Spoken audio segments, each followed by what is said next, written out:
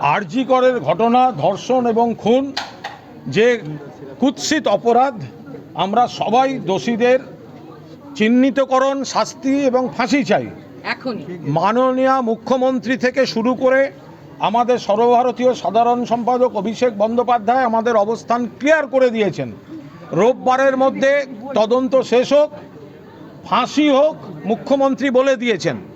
কিন্তু যারা এই নিয়ে কুৎসিত বামরামের রাজনীতি করছে, গতকাল নন্দীগ্রামের গোকুলনগরে তৃণমূল করার অপরাধে একজন মহিলাকে, একটি পরিবারকে আক্রমণ করেছে, নৃশংসভাবে বিবস্ত্র করে সেই মহিলাকে মারা হয়েছে। সেটা দোলা, সায়নী এবং শিউলি আপনাদের কাছে বিস্তারিতভাবে জানিয়ে দেবেন।